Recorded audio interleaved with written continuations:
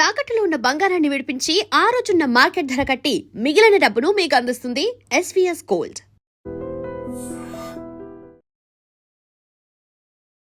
గురూజీ నమస్తే అండి.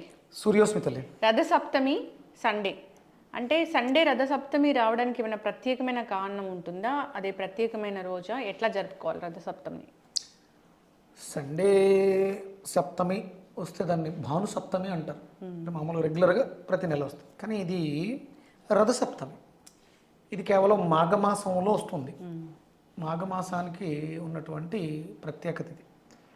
ఇవి శ్యామలా నవరాత్రులుగా జరుపుకుంటూ ఉంటారు 9 రోజులు. అందులో ఇవాళ పంచమి, దీన్ని వసంత పంచమి, సరస్వతీదేవి ఉపాసన, అక్షరాభ్యాసం ఇలా చేస్తారు. ఇప్పుడు మనం మాట్లాడుకోబోయేది సప్తమికి సంబంధించి. ఇది మాఘమాసంలో వచ్చిన సప్తమి కాబట్టి రథసప్తమి.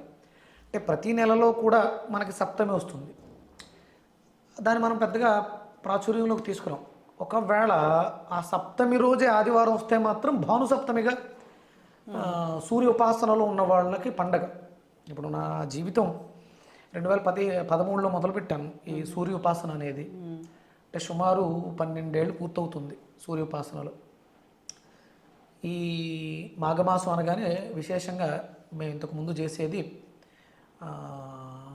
అంటే ఇంతకుముందు లాస్ట్ ఇయర్ చేశాను, ఈ ఇయర్ కొంచెం ఇక్కడ హైదరాబాద్లో ఒక పద్ధతిని పరిచయం చేద్దామని అక్కడికి వెళ్ళలేదు. మహాసౌర్య యాగం చేస్తారు 30 రోజులు. పాడ్యము నుంచి అమావాస్య వరకు మాఘమాస మహాసౌర్య యాగం చేసేవాడిని.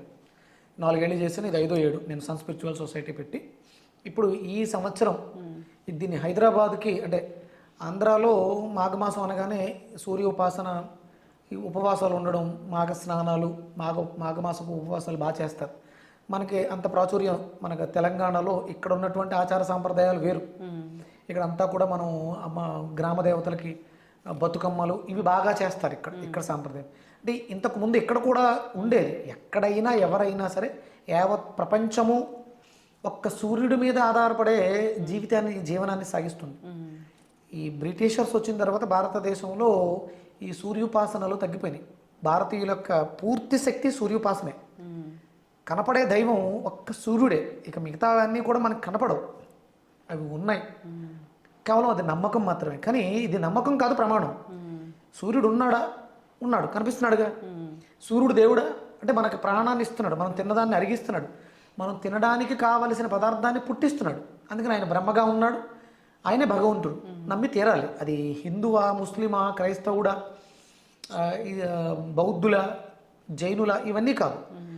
సకల చరాచర జగత్తుని నడిపిస్తున్నటువంటి ప్రత్యక్ష భగవానుడు సూర్యుడు. ఈ సూర్యుడికి సంబంధించినటువంటి మాసం మాఘమాసం. మనకి మకర సంక్రాంతి జరిగింది. అంటే దక్షిణాయన ప్రయాణం, అంటే సూర్యుడికి ఒక రథం ఉంది, దానికి ఒక 7 గుర్రాలు ఉన్నాయి. ఇవి మనకు ఆకాశంలో తిరుగుతూ ఉంటాయి. అది ఉత్తరాయణ దక్షిణాయనాలు, అంటే ఇలా వెళ్ళి మళ్ళీ వెనక్కి వస్తాయి. ఇలా మనం మాట్లాడుతూ ఉంటాం. సూర్యుడు ఎప్పుడు నిరంతరం ఒకే చోట అలా ఉంటాడు. తన చుట్టూ, ఆ సూర్యుడి చుట్టూ గ్రహాలు, భూమి తిరుగుతూ ఉంటాయి. భూమి తన చుట్టూ తాను తిరుగుతూ సూర్యుడి చుట్టూ తిరుగుతుంది. ఇక్కడ ఈ మాఘమాసంలో ఈ రథసప్తమికి దక్షిణాయన ప్రయాణంలో ఉన్నటువంటి సూర్యనారాయణమూర్తి యొక్క రథం ఉత్తరాయణం వైపు ప్రయాణం మొదలు పెడుతుంది. ఉత్తరాయణ ప్రయాణంలో తన శక్తిని చాటుకుంటూ ఉంటాడు. ఇవి చాలా శక్తివంతమైనటువంటి రోజులు. పాడ్యము నుంచి, మాఘమాసం ప్రారంభం పాడ్యము నుంచి మాసం అంతా కూడా విశేషమైనటువంటి శక్తి ప్రకృతిలో ఉంటుంది. జీవం, విత్తనం జీవాన్ని పోసుకుంటుంది. మనలో కూడా జీవశక్తి అధికంగా పెరుగుతూ ఉంటుంది. అందుకని మనం మకర సంక్రాంతి ఉత్సవాలు జరుపుకున్నాం. మకర రాశిలో ఆయన ప్రవేశించినప్పుడు ఉత్సవం ఎందుకు చేసుకున్నాం? సంథింగ్ ఏదో జరుగుతుంది ప్రకృతిలో. దాన్ని మనం గమనించడం కోసం మనకు ఋషులు పండగల రూపంలో పెట్టారు. అదే ఋషులు మనకి దీన్ని మాఘ స్నానాలు, మాఘమాసంలో వచ్చేటటువంటి సప్తమికి రథసప్తమి, అంటే రథానికి ఏదో ఒక ప్రాధాన్యత ఉంది. ఇప్పుడు అందుకనే నేను ఈ 25వ తారీఖు ఆదివారం మన యూసఫ్ కూడా పోలీస్ లైన్లో, అంటే ఇంతకుముందు మనం అంతా కూడా సూర్యుడికి ఒక రథం ఉంది, దానికి ఒక 7 గుర్రాలు ఉన్నాయి అని ఊహలో ఉన్నాం. ఆర్టిఫిషియల్ ఇంటెలిజెన్స్ నుంచి యానిమేటెడ్ గుర్రాల్ని తయారు చేసుకున్నాం. నేను ఒక చిన్న ప్రయత్నం చేస్తున్నాను. 7 గుర్రాలు లైవ్ గుర్రాలను పెట్టి ఒక రథాన్ని తయారు చేసి, అంటే సూర్యుడు అంటే నాకు చాలా ప్రీతి, సూర్యోపాసనలో ఉన్నాను. అది కేవలం నేను ఒక్కడినే ఆనందించడం తో పాటు అందరికీ ఆరోగ్యాన్ని ప్రసాదించాలని, ఆ అందరికీ ఆరోగ్యాన్ని ప్రసాదించే ప్రత్యక్ష దైవం సూర్యుడని చెప్పడం కోసం సన్ స్పిరిచువల్ సొసైటీ పెట్టి నేను నా ప్రయాణాన్ని సాగిస్తూ ఉన్నాను. ఇప్పుడు నేను వచ్చి సూర్యుడి గురించి గొప్పగా చెప్పడం మొదలెట్టిన తర్వాత ఇప్పుడు అందరూ చెప్తున్నారు. దేవుడు ఉన్నాడు అనేది ఒక నమ్మకం, కానీ ఇక్కడ సూర్యుడు అనేది నమ్మకం కాదు, ప్రమాణం. సూర్యోదయ సమయం ఆయన ఉదయిస్తున్నాడు, సూర్యాస్తమయం జరుగుతోంది, చంద్రుడు వస్తున్నాడు, మళ్ళీ ఉదయిస్తున్నాడు. ప్రత్యక్ష నిదర్శనం ఉన్నటువంటి దైవం సూర్యుడు. ఆయన ఆరోగ్యప్రదాత, ఐశ్వర్యదాత అని నేను చెప్పడం మొదలుపెట్టిన తర్వాత దీని మీద విశేషమైనటువంటి ప్రాచుర్యం జరుగుతుంది. మనం భారతదేశం యొక్క వైశిష్ట్యం పూర్తిగా సూర్యోపాసనే, యావత్ ప్రపంచం కూడా. ఈ రథసప్తమి ఎలా మనం జరుపుకోవాలి? ఈ రథసప్తమిని అంటే ఇక్కడ మన హిందూ సాంప్రదాయంలో అంటే వ్యక్తి యొక్క అభ్యున్నతిని దృష్టిలో పెట్టుకుని పెట్టడం జరిగింది. నేను స్నానం చేయడం వల్ల లాభం భగవంతుడికి కాదు, స్నానం అనేది నాకు మేలు చేస్తూ ఉంటుంది. అందుకని కార్తీక మాసం స్నానాలు, మాఘమాస స్నానాలు అంటారు. ఇక్కడ ఈ రథసప్తమికి అంటే ఈ జన్మ అంటే ఈ మానవ జన్మ అనేది ఇంతకు ముందు జరిగింది, ఇంకా మీదట కూడా జరుగుతుంది అని నమ్ముతున్నాం మనం. జన్మలు ఉన్నాయి, పునర్జన్మలు ఉన్నాయి, చేసినటువంటి పాపకర్మలకు తగ్గట్టుగా జన్మలు వస్తాయి అని హిందూ ధర్మశాస్త్రాలు చెప్తూ ఉంటాయి. అందుకని సప్తజన్మ కృతం పాపం ఈ రథసప్తమి రోజు చేసేటువంటి స్నానానికి ఆ పాపాలని తొలగించే శక్తి ఉంటుంది. అంటే ఎంతవరకు అంటే నువ్వు చేసిన పాపాలు తాలూకు డెన్సిటీని తగ్గించుకుని మంచి మార్గం వైపు నడవడం వరకు. నేను ఏదో తప్పు చేశాను, ఇవాళ స్నానం చేస్తే అవన్నీ వ్యానిష్ అయిపోతే కాదు. ఈరోజు నేను చేసేటువంటి స్నానం నాకు జ్ఞానాన్ని ప్రసాదించి నేను చేసిన తప్పుకి ప్రాయశ్చిత్తం చేసుకుని ఉత్తమ జన్మకు వెళ్ళడానికి కారణం అవుతుంది. ఇక్కడ ఏదో మట్టి అంటుకుందాం, మాకు కడిగేస్తే పోయినట్టు పోదు, ఇది పోతుంది, జ్ఞానం వస్తుంది. నేను ఎవరికో పాపం చేశాను, ఎవరిదో అప్పు తీసుకున్నాను, ఎగ్గొట్టేశా, అది స్ఫురణలోకి వస్తుంది, తప్పు, అది పాపం, వాళ్ళు బాధపడుతూ ఉంటారు అని తిరిగి ఇచ్చేద్దాం అనేటువంటి మనస్తత్వం నాలో వస్తుంది స్నానం చేయటం వల్ల. అందుకని ఇక్కడ ఈ స్నానానికి చాలా విశేషమైనటువంటి ప్రాచుర్యం ఉంటుంది. 7 జిల్లేడు ఆకులు, జిల్లేడు చెట్టుకి అర్కవృక్షము అని పేరు. సూర్యుడికి అర్కుడు అంటే సూర్యశక్తిని అత్యధికంగా పుణికిపుచ్చుకున్నటువంటి వృక్షం జిల్లేడు చెట్టు. అందుకని 7 జిల్లేడు ఆకులు అంటే మన శరీరం 7 హోతలతో నడుస్తూ ఉంటుంది. 2 చెవులు, 2 కళ్ళు, 2 ముక్కు రంధ్రాలు, ఎన్నైనామా? 6. ఇంకోటి కావాలి, నోరు. వీటితోటే మన జీవనాన్ని సాగిస్తున్నాం. ఈ 7 లేకపోతే కాళ్ళు చేతులు బాగున్నా మనం ఏమీ చేయలేం. అందుకని ఈ 7 మనల్ని నడిపిస్తున్నాయి. కాబట్టి ఆ సూర్యుడి యొక్క రథానికి 7 గుర్రాలు, చక్రం ఒక్కటే. ఈ దేహం కాలంతో నడుస్తూ ఉంటుంది. అంటే కాలం అనే ఒక చక్రాన్ని పట్టుకుని 7 హోతలతో ఈ జీవితాన్ని నడిపిస్తున్నవాడు సూర్యుడు. మనలో ఆత్మకారకుడై ఉన్నాడు సంబోధన చెప్పడం. అందుకని 7 జిల్లేడు ఆకుల్ని భుజాల మీద, 2 భుజాల మీద, తొడల మీద, కాళ్ళ మీద పెట్టుకుని శిరస్సు మీద, అంటే ఎన్నైనా కాళ్ళ మీద 2, తొడల మీద 2, భుజాల మీద 2, 6, తల మీద 1, 7. అలాగే బదరీ ఫలం, రేగు పండుకు కూడా సూర్యశక్తిని అధికంగా తీసుకునే శక్తి ఉంది.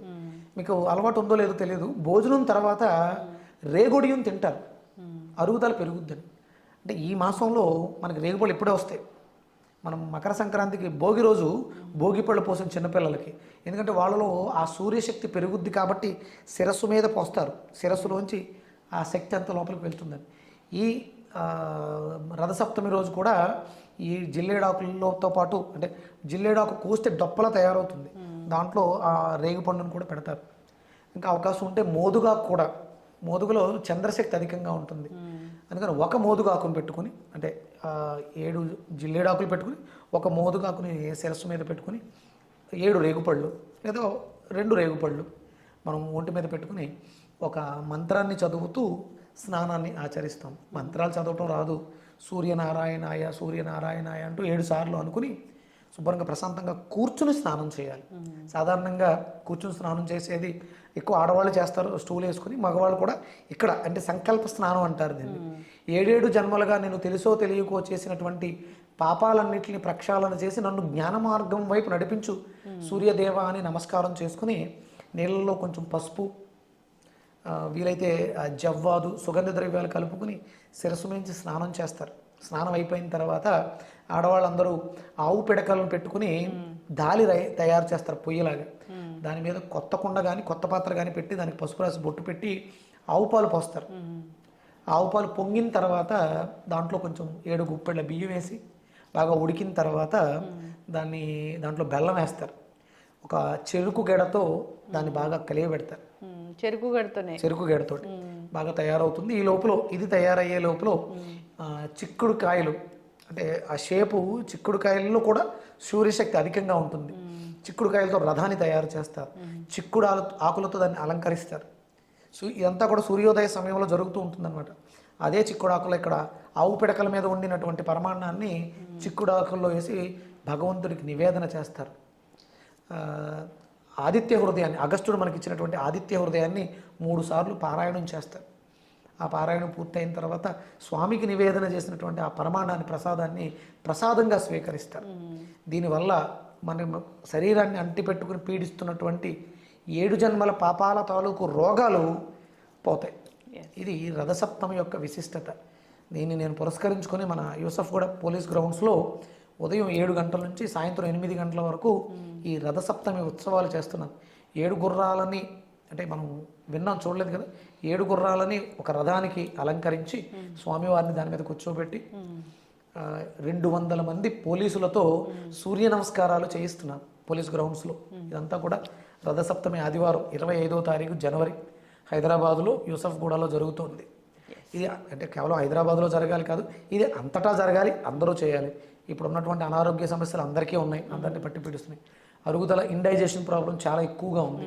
అందుకని సూర్య ఆరాధన, సూర్య ఉపాసన మిమ్మల్ని ఆరోగ్యవంతుల్ని చేస్తుంది, ఐశ్వర్యవంతుల్ని చేస్తుంది. చక్కగా చెప్పారు గురూజీ. రథ సప్తమి ఎలా జరుపుకోవాలి అంటే శాస్త్రపరంగా వేదం ఎలా చెప్పింది అనేది చాలా చక్కగా చెప్పారు. మీరు చెప్పిన విధంగా అందరు పాటించాలి. మీరు యూసఫ్గూడ పోలీస్ గ్రౌండ్లో చేస్తూ ఉన్నారు కాబట్టి అందరూ కూడా అక్కడికి వచ్చి ఆ ప్రోగ్రామ్ని వీక్షించాలని కోరుకున్నాము. ఇంకా ఏమైనా డౌట్స్ ఉంటే మనం నంబర్ స్క్రోల్ చేస్తాము, కాంటాక్ట్ చేయాలని కోరుకున్నాం. చాలా చక్కటి ఇన్ఫర్మేషన్. ధన్యవాదాలు. సూర్యస్మృతి.